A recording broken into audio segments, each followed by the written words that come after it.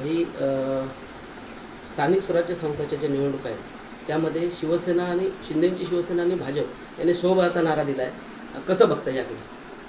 बघा, आम्ही सुरुवातीपासून सांगतो की भारतीय जनता पक्षाने स्वतःचा राजकीय स्वार्थ साधण्यासाठी शिवसेना फोडण्याचं महापाप केलं आणि त्यामध्ये गद्दार एकनाथ शिंदेच्या गटाने ते पाप झेललं स्वतःवर.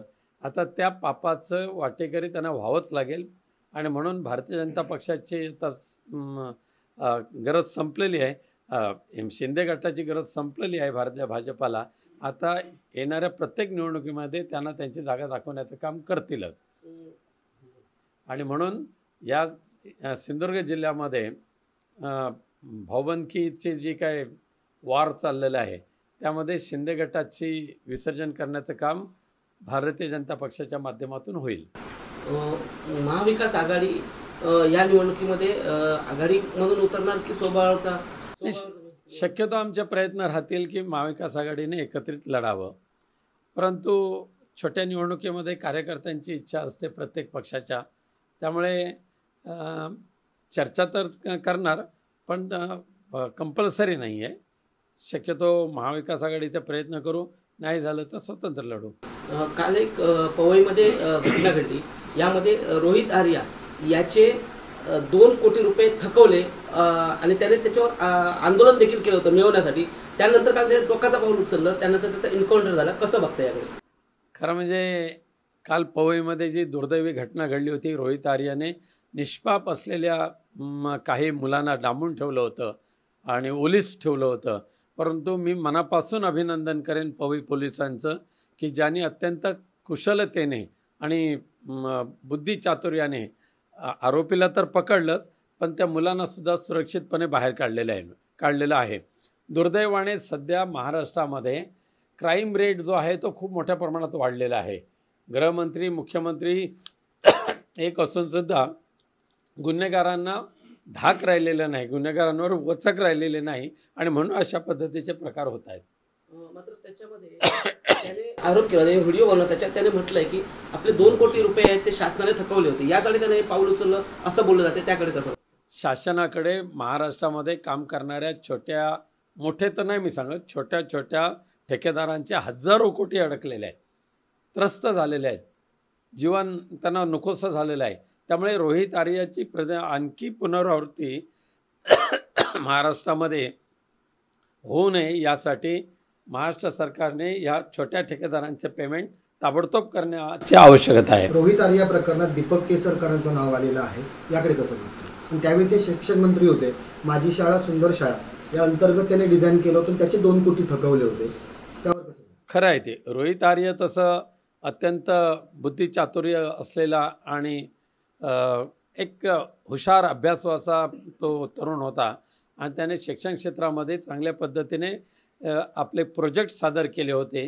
आता दीपकभाई केसरकर ज्या वेळेला शिक्षण मंत्री होते त्यावेळेला त्यांनी किती प्रोजेक्ट सादर केले याची मला कन्फर्म माहिती नाही, परंतु रोहित आर्य ज्या वेळेला ज्या अर्थी सांगतोय त्या अर्थी शिक्षण खात्यातले करोडो रुपयाचे देणं आजही बाकी आहे.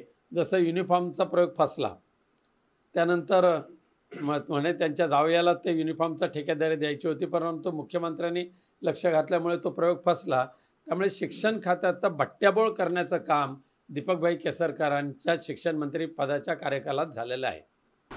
भाई, बच्चू कडूसोबतच्या बैठकीनंतर फडणवीस सरकारने एक मोठा निर्णय घेतला आहे आणि 30 जूनपर्यंत कर्जमाफी करण्यासंदर्भात अंतिम निर्णय घेऊ अशी देखील माहिती दिली आहे. 30 जून 2026 मग तोपर्यंत महाराष्ट्रातला खास करून मराठवाडा, आता कोकणसुद्धा शेतकरी उद्ध्वस्त झालेला आहे. म्हणजे मराठवाड्यातले विदर्भातले शेतकरी आंदोलनाला उतरतात, कोकणातले बिचारे मुकाने मार सहन करत असतात. आज संपूर्ण महाराष्ट्रातला शेतकरी बागायतदार हा उद्ध्वस्त झालेला आहे आणि या उद्ध्वस्त शेतकरी बागायतदारांना वाचवण्यासाठी जर शक्तिपीठाला प्रत्येक किलोमीटरला 100 कोटी रुपये घालण्याची तयारी देवेंद्र फडणवीसांची असेल तर आत्ताच्या महाराष्ट्रातल्या शेतकऱ्यांना, कोकणातल्या शेतकऱ्यांना वाचवण्यासाठी तुम्हाला 5,000 कोटी तुम्ही तातडीने देऊ शकत नाही. आत्तासुद्धा 31,000चं पॅकेज डिक्लेअर केला आणि 8,000 कोटी तरी सोडलेले आहेत आणि ते सुद्धा जर शेतकऱ्यांना वेळेवर मिळत नसतील, कर्जमाफी जर होणार नसेल तर जूनपर्यंतची जी मुदत आहे ती मान्य करू नये बच्चू कडूने, अशी माझी मनापासून इच्छा आहे. या दरम्यान आता जेव्हा कर्जमाफीसाठी आंदोलन सुरू होतं त्यावेळी बच्चू कडू आणि राजू शेट्टींसह शेकडो आंदोलक जे आहेत त्यांच्यावरती आता गुन्हे दाखल झालेले आहेत. गुन्हे दाखल करण्यापलीकडे देवाभावांच्या सरकारकडे दुसरं काही आहेच नाही. आंदोलन करा, गुन्हे दाखल करा, आंदोलन करा, गुन्हे दाखल करा. मग स्वतःच्या पापक्षालन करण्यासाठी निरपराधांवर गुन्हे दाखल करण्याचं पाप जर हे देवाभाऊचं सरकार करत असेल तर असलं नतदष्ट सरकार महाराष्ट्रामध्ये आलं हे आपलं दुर्दैव. शिवरायांच्या गडकिल्ल्यावर नमो पर्यटन केंद्र उभारल्यास तिजोरीमध्ये खळखळाट होईल असा राज ठाकरेंनी इशारा दिला आहे. त्यासोबतच मुख्यमंत्रीपदासाठी आणखी किती लाचारी पत्करणार अशा शब्दात एकनाथ शिंदेंवरती जहरी टीका केली आहे. खरं आहे ते. केवळ आणि केवळ दिल्लीची चाटेगिरी करणं या पलीकडे सध्याच्या या गद्दार गटानं काय राहिलेलंच नाही आहे.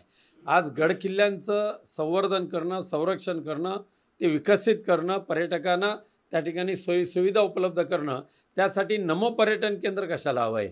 आपल्या ज्या महाराष्ट्रातल्या अस्तित्वात असलेल्या योजना ह्यासुद्धा पुरेशा आहेत. त्याच्यातूनच अनेक वेळा केलं. ह्या कोकणामध्ये सुद्धा सातत्याने नैसर्गिक आपत्ती ज्या वेळेला येतात, आम्ही एक मागणी केली मालवणमध्ये त्या तत्कालीन मुख्यमंत्री उद्धवजी ठाकरेंकडे की ह्या वादळापासून किनारपट्टीच्या लोकांना वाचवायचं असेल लाईटीतून तर तुम्ही भूमिगत विद्युत वाहिन्या टाका. आणि जवळजवळ 3,700 कोटीचा प्रस्ताव त्यावेळेला तयार केला. आज सुदैवाने केंद्र आणि राज्य सरकारच्या सहकार्यातून संपूर्ण किनारपट्टी ही भूमिगत विद्युत वाहिन्यांची केली जाते. मग इच्छा असेल तर मार्ग सापडतो, पण केवळ आणि केवळ नमोचं नाव वापरायचं आणि शिवरायांच्या गडकिल्ल्यांवर त्यांचं प्रेझेंटेशन करायचं ही घाणेरडी वृत्ती आहे. भाई शेवटचा प्रश्न अगदी आता आमच्या गाठीभेटी होतच राहणार असं सूचक वक्तव्य जे आहे ते उद्धव ठाकरेंच्या भेटीवर या चर्चा सुरू आहेत तेव्हा ते राज ठाकरे म्हणतात. आणि तुम्हाला वाटतंय का त्यामुळे युतीच्या चर्चांना अजून बळ आलंय? नक्कीच. आता तर एक स्वच्छ आहे. माननीय उद्धवजी ठाकरे, माननीय राजसाहेब ठाकरे यांनी महाराष्ट्र आणि मराठी वाचवण्यासाठी आणि या मराठी माणसांची, महाराष्ट्राची मुंबई वाचवण्यासाठी राजकारण बाजूला ठेवून एकत्र येण्याशिवाय पर्याय नाही हे ओळखलंय. आणि येणाऱ्या सगळ्या निवडणुकात नव्हे तर महाराष्ट्रासाठी, मराठी भाषेसाठी आणि मुंबईसाठी या दोन्ही बंधू एकत्र येणारच येणार, त्यामध्ये कोणतीही शंका नाही. महाविकास आघाडीमध्ये एकही उमेदवार नसेल जिल्हा परिषद पंचायत समितीमध्ये, असं नितेश राणे म्हणाले. हां, त्यांना सध्या कोकलायची सवय लागलेलीच आहे की मंत्रिपदाची मिजाज एवढी भिनलेली आहे डोक्यामध्ये.